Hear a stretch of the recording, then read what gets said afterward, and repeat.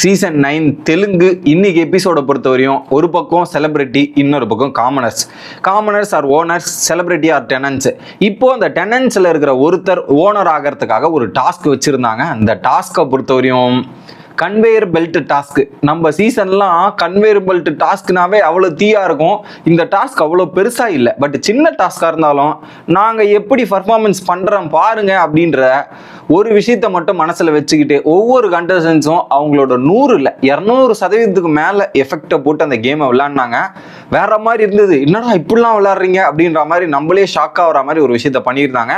அதன் மூலியமா ஒரு மெம்பர் இப்போ ஓனராக மாறி இருக்கார். அவருக்கு ஒரு சில ஸ்பெஷல் பவர்ஸ்லாம் கொடுத்துருக்காங்க. என்ன ஏது அப்படின்றத டிஸ்கஸ் பண்ணலாம். அதுக்கப்புறம் மொதல் வாரம் பிக் பாஸ் வீட்டை விட்டு ஒரு கண்டஸ்டன்ஸ் வெளியேறி இருக்காங்க. நான் அடிக்கடி சொல்லுவேன், மொதல் வாரம் எலிமினேட் ஆகிற கண்டஸ்டன்ஸ் தான் கொஞ்சம் பாவமான ஆளு. ஏன்னா சில பேரால அந்த மொதல் வாரமே டப்புன்னு ஓப்பனை பார்க்க முடியாது. சில பேர் உடனே ஆயிடுவாங்க. ஸோ அது ஒரு பெரிய டிராபேக்காக இருக்கும்னு நினைச்சேன். அது ஒரு டிராபேக்காக அமைஞ்சு ஒருத்தர் வீட்டை விட்டு வெளியேறி இருக்காங்க. அது வெளியேறினது மட்டும் இல்லாமல் நாகார்ஜுனா ஒரு டாஸ்கை கொளுத்தி போட்டு அங்கே வீட்டில் ஒரு தீயும் ஏற்றி விட்டுட்டு போயிருக்காங்க. அது என்ன அப்படின்றதையும் பார்க்க போகிறோம். அடுத்து நேத்து நடந்த ஒரு சில பிரச்சனைகள்லாம் மிச்சம் வச்சிருந்தார்ல, அதெல்லாம் பேசி சால்வ் பண்ணி முடிச்சிருக்கார். எல்லாத்தையும் டீட்டெயிலாக பார்த்துடலாம். வணக்கம் மக்களே, நேஷனல் உட்சில இருந்து உங்கள் மணிவண்ணன். சேனலுக்கு புதுசாக இருந்தீங்கன்னா சப்ஸ்கிரைப் பண்ணிடுங்க. வீடியோவை பல பேரும் பார்க்குறீங்க, தயவு செய்து லைக்கை போட்டு வீடியோ பார்த்தா எனக்கு ரொம்ப உதவியாக இருக்கும்.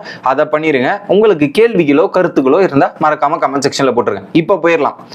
எபிசோட் ஆரம்பிக்கும் போதே சேவிங் ஆர்டர் தான் பண்ணாங்க. அதில் குறிப்பாக பிக் பாஸ்ன்ற லெட்டர் எழுதி ஒவ்வொரு லெட்டராக ஓப்பன் பண்ணும்போது ஒவ்வொரு ஃபேஸ் அப்படியே டேர்ன் ஆகுது. அதில் பார்த்தீங்கன்னா சேஃப் ஆர் அன்சேஃப்.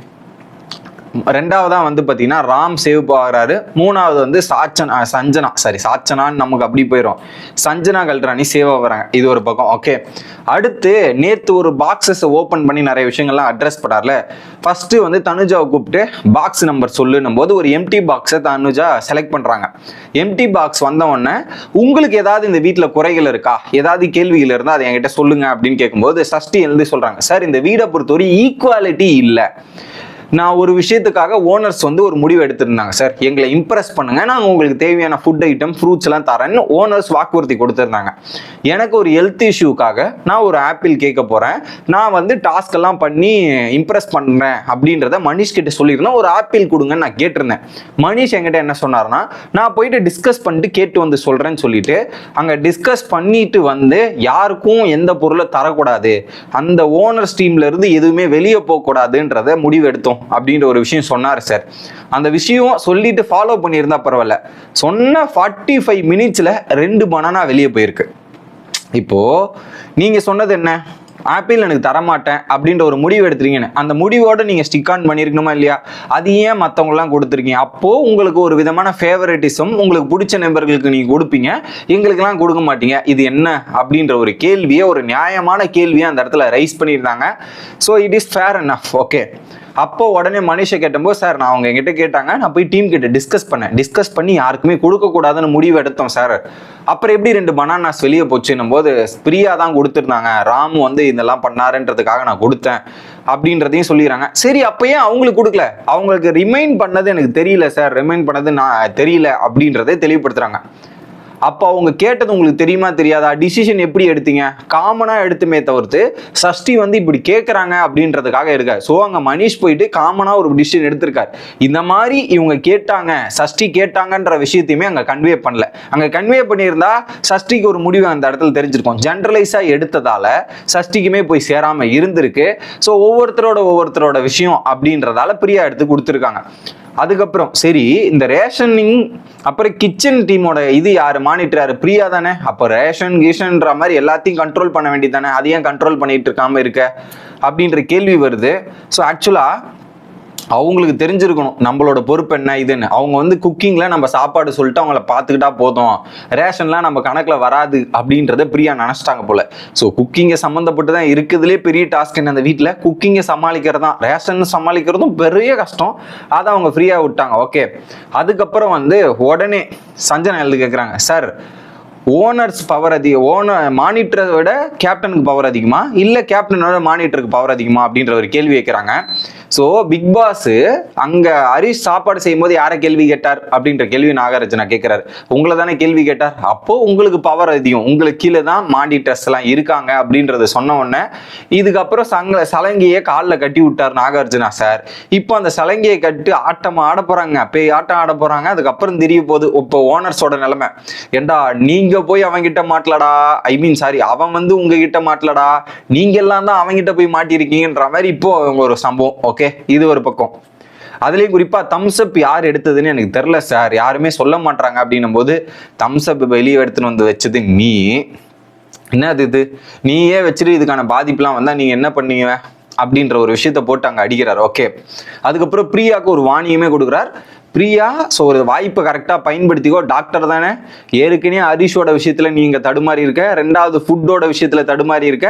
ஸோ இதே மாதிரி தடுமாறிக்கிட்டே இருந்தால் இது அவளை சீக்கிரம் நிலக்காது, கரெக்டாக உஷாராக இருந்துக்கோன்ற ஒரு எச்சரிக்கையும் பிரியாவுக்கு கொடுத்துட்டு போயிட்டார். ஓகே, அதுக்கப்புறம் சஞ்சனா சார், என்னோட ஒர்க்கர்ஸ் கூட கரெக்டாக என்னோட 2 மெம்பர்ஸுமே எனக்கு சப்போர்ட்டாக இல்லை, இந்த மாதிரி பல விஷயங்கள் கேட்டிருக்காங்க.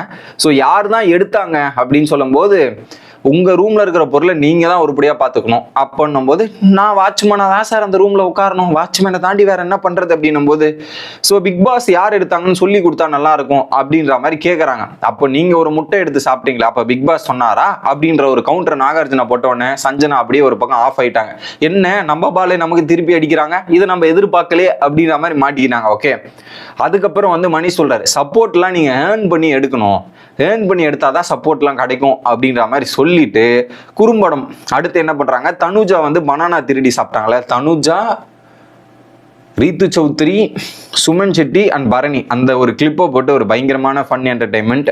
அதுக்கப்புறம் ஹரிஷ் அந்த பெப்சி போட்டு கிளீன் பண்ண செக்மெண்ட் இருக்குல்ல, அது ஒரு பக்கம். இதெல்லாம் நடந்து முடிஞ்சு அடுத்ததான் சேவிங் ஆர்டர் நடக்குது. என்னன்னா ஃப்ளோரா சேவ் ஆகிறாங்க, ரீத்து சௌத்ரி சேவ் ஆகிறாங்க, இமானுவேல் மற்றும் சுமன் இந்த 4 பேர் சேவ் ஆகிறாங்க. ஃபைனல் 2ல வந்து பார்த்தீங்கன்னா டீமன் பவனும் இன்னொரு பக்கம் சஷ்டிகா, இவங்க 2 பேர் இருக்காங்க. அதுக்கப்புறம் ஒரு மூவி ப்ரமோஷனுக்காக 2 செலிபிரிட்டி வந்து ஒரு சில விதமான டாஸ்க் நடந்துச்சு. ஓகே, அந்த டாஸ்க் நடந்து முடிச்சுட்டு அந்த ஒரு பவரான டாஸ்க்கை கொடுக்குறாங்க. ஸோ 2 கிட்டத்தட்ட ஃப்ளோரா ஜட்ஜு, தனுஜா, ராம், பரணி, சஷ்டிகா ஒரு டீம். ஓகே, அவங்க வந்து team red. Reethu Chowdary, Sanjana, Emmanuel Ram இல்லை சாரி சுமன் இவங்க ஒரு டீம். இந்த 4 பேர் ஒரு டீமா. இதுல என்னன்னா 2 பேருக்கும் பேலட் பாக்ஸ் வருது. பேலட் பாக்ஸ்ல சீல் பண்ணும். நம்ம ஓட்டு போடும்போது என்ன பண்ணுவோம், ஒரு பேப்பர் கொடுப்பாங்க, அதுல பேப்பர்ல சீலை குத்துவோம்ல, அதே மாதிரி தான் இங்க கன்வேயர் பெல்ட்ல பேப்பர் வரும், பேப்பர்ல சீலை குத்தி அந்த பேலட்ல யார் அதிகமா போட்டிருக்காங்க அப்படின்றது தான் டாஸ்க். இதுல என்ன பண்ணிட்டாங்க, ரீத்து சௌத்ரி அவங்க டீமுக்காக பேப்பர் எடுக்க போறாங்க, இன்னொரு பக்கம் பரணி இவங்கெல்லாம் இந்த பக்கம் பேப்பர் எடுக்கணுன்ற மாதிரி ஏகப்பட்ட தள்ளுமுள்ளு நடந்தது. இதுல குறிப்பா அது ஆணா இருக்கட்டும் பெண்ணா இருக்கட்டும், நாங்க போட்டு லாக் பண்ணிக்கிறோம்டான்ற மாதிரி மாத்தி லாக்க போட்டு இப்படி இந்த ரொட்டேஷன்லாம் நடக்குது. இங்க கழுத்தெல்லாம் ஒரு பக்கம் பயங்கரமான லாக்குங்க இவருக்கு. பரணி போட்டு இங்க அப்படியே இமானுவேல லாக் பண்ணிட்டு அப்படியே டைட்டா ரோலிங்ல போயிட்டு இருக்காங்க. ஆனா யாருமே அந்த கேம்ல ஒருத்தருமே கம்ப்ளைண்ட் பண்ணாம இட் இஸ் ஏ கேம்னா இப்படிதான் இருக்கும் அப்படின்றத மாதிரி எல்லாருமே அந்த கேம் எடுத்து விளையாடின ரீதி சூப்பரா இருந்துச்சு. அதுல இன்னொரு ஹைலைட் தனுஜ் அவரோட ஸ்மார்ட்னஸ் எங்க பார்த்தனா, அவங்க பேலட்ல சீல் பண்ணி பேப்பர் போடும்போது நம்ம பேப்பர் போடுறது ஒரு பக்கம், அடுத்தவனோட பேப்பரை எடுத்து வெளியே போறது இன்னொரு பக்கம், இதையும் பண்ணுவேன் அதையும் பண்ணுவேன்ற மாதிரி தனுஜா பண்ண சீனுமே நல்லா இருந்துச்சு. அதுக்கப்புறம் நடந்து முடிச்சுட்டு பேலட் கவுண்டிங் போயிட்டு நாகார்ஜுனா ஒரு கேமை விளையாடி ஒரு பக்கம் ப்ளூ டீம் ஜெயிக்கிற மாதிரி போயிட்டு அப்படியே டான்ஸ் எல்லாம் போட்டாங்க. சஞ்சனா ஃபைனலாக ரெட் டீம் வின் பண்ணிட்டாங்கன்ற மாதிரி சொல்லி முடிச்சிட்டாரு. இப்போ அந்த ஒரு நபர் யார், டெனன்ஸ்ல இருந்து யார் ஓனருக்கு போறா அப்படின்ற ப்ராசஸை ஜட்ஜா இருந்த ஃப்ளோராவும் மிச்ச ஆப்போசிட் இருக்க ப்ளூ டீமும் தேர்ந்தெடுக்கணும் அப்படின்னு சொன்னோடனே ஃப்ளோரா வந்து சஷ்டிகாவை சொல்றாங்க. மிச்ச 4 பேருமே யாரு, சுமன், சஞ்சனா, ரீத்து சௌத்ரி மற்றும் இமானுவேல் இவங்க 4 பேருமே பரணி அப்படின்றத சொல்றாங்க. பட் இந்த இடத்துல ஒரு ட்ரிக்கை மிஸ் பண்ணிட்டாங்களோ அப்படின்ற ஒரு ஃபீல் எனக்கு இருக்கு. ஏன்னா இப்போ ஆப்வியஸ்லி ஒரு பக்கம் ஓனர்ஸ், இன்னொரு பக்கம் டெனர்ஸ், இதுதான் காம்படிஷன் கேம் நடக்குது அப்படின்னும் போது இப்போ பயங்கர ஸ்ட்ராங்கா இருக்கிற மாதிரி எனக்கு வந்து ஓனர் சைட் டீம் எனக்கு தெரியுது. ஏதாவது ஒரு பிசிக்கல் கேம் வந்துட்டா அவங்கள பீட் பண்ற லெவலுக்கான ஸ்ட்ரென்த் இந்த சைடு இல்லை அப்படின்றது கிளியர் கட்டாவே தெரிஞ்சிச்சு. ஒரு பக்கம் ஹரிஷ், இன்னொரு பக்கம் Pavan, Kalyan, Bharani, okay, Manish 5 boys 2 girls. அங்கே இங்கே பார்த்தீங்கன்னா இந்த ஸ்ட்ரென்த் வைஸ் பார்க்கும்போது கொஞ்சம் வைக்க ராம்ராத்தூர், இமானுவேலு, அதுக்கப்புறம் சுமன் 3 ஆச்சா, சஞ்சனா, தனுஜா, ரீத்து சௌத்ரி, ஃப்ளோரா, இந்த பக்கம் 7 பேர். ஸோ அங்கே பார்த்தீங்கன்னா 2 ஃபீமேலு, இங்கே வந்து பார்த்தீங்கன்னா 5 ஃபீமேலு 2 மேல் 3 மேலா. ஸோ அந்த இடத்துல ஃபிசிக்கல் டாஸ்க் வந்து அவங்களுக்கு ஒரு பயங்கர அட்வான்டேஜ் இருக்கிற மாதிரி ஒரு ஃபீல் ஆச்சு. இதை யோசிச்சு இவங்க என்ன பண்ணியிருக்கலாம், வேற யாருக்காவது ஓட்டை போட்டு உள்ள அமைச்சிருக்கலாம். அந்த ஒரு பாயிண்ட் அவங்க யோசிக்கலாமா விட்டாங்களோ அப்படின்ற ஃபீல் எனக்கு வருது. ஐ மீன் இந்த டாஸ்க் வந்து அது மாதிரி நடக்கும் அப்படின்றது. ஏன்னா அவர் இந்த பக்கம் பரணி இருந்தார்னா ஸோ அது ஓரளவுக்கு ஈக்குவலைஸ் காம்படிஷனாக இருந்திருக்கும் அப்படின்றது எனக்கு ஃபீல் ஆச்சு. ஓகே, அடுத்து ஒரு கேம் மாதிரி விளையாடி, கேம் மீன்ஸ் ஆக்டிவிட்டி ஏரியாவில் 2 பேருக்கும் ஒரு பாட்டை போட்டு அதில் பவனை சேவ் பண்ணிட்டு சஷ்டி எலிமினேட் பண்ணி எடுத்துகிட்டு வந்துட்டாங்க. அப்போ ஒரு டாஸ்க் கொடுக்குறாங்க, யார் இந்த வீட்டுக்குள்ளே ட்ரூவாக இருக்கா யார் ஃபேக்காக இருக்கா அப்படின்னும் போது 4 பேர் சொல்கிறாங்க ட்ரூவில். ராமு, மனிஷு, ஹரிசு, ஃப்ளோரா, 2 டெனண்ட் 2 இது. ஓகே, இதில் கேமராக்காக நடிக்கிறவங்க யாருன்னு சொல்லும் போது தான் ரீத்து டியூவல் ஃபேஸ் கேமராக்காக பல விஷயங்கள் பண்ணுறாங்க. இது எனக்கு எல்லாமே நிறைய டியூவல் ஸ்டாண்டர்ட்ஸால் தெரியுது ரீத்து சௌத்ரியை பொறுத்த வரையும் அப்படின்னோடனே ரீத்தோட மூஞ்சே மாறி போச்சு. அடுத்து தனுஜாவும் டியூவல் ஃபேஸ் தான். சஞ்சனாவோட இஷ்யூவில் உனக்கு தெரியுமான்னு நான் கேட்டேன், எனக்கு தெரியவே தெரியாதுன்னு சொல்லிட்டு அதுக்கப்புறம் தெரியும் அப்படின்றத சொன்னாங்க. ஸோ அந்த இடத்துல என்னால் அக்செப்ட் பண்ண முடியல. So it was a dual face. கண்டிப்பாக அந்த இடத்துல வந்து தனுஜா மேலே தான் தப்பு.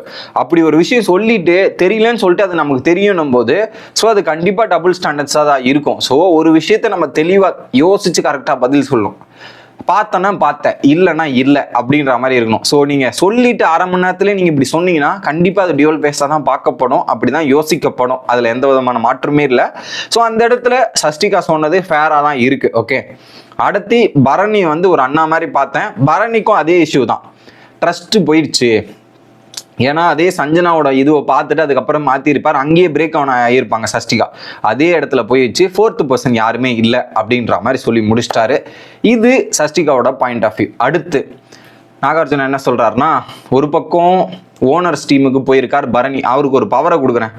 என்னன்னா ஸ்பெஷல் ஆஃபராக உங்களுக்கு ஒரு அசிஸ்டண்ட்டை செலக்ட் பண்ணிங்க, அவங்க தான் உங்களோட வேலைகளை எல்லாமே செய்யணும் அப்படின்றத சொல்லி தனுஜாக்கு அந்த வேலையை கொடுத்துருக்காங்க. அப்புறம் சஷ்டிகா வந்து ஒரு மானிட்டர் கீழே இருந்தாங்கல்ல, அந்த வேலையை இப்போ சுமன் பண்ணுவார் அப்படின்றத சொல்லி இன்னைக்கு எபிசோட முடிச்சிருக்காங்க. ஸோ நாளைக்கு நிறைய இன்ட்ரெஸ்டிங்கான செக்மெண்ட்லாம் நடக்கும், அதில் வந்து சந்திக்கிறேன். Bye guys.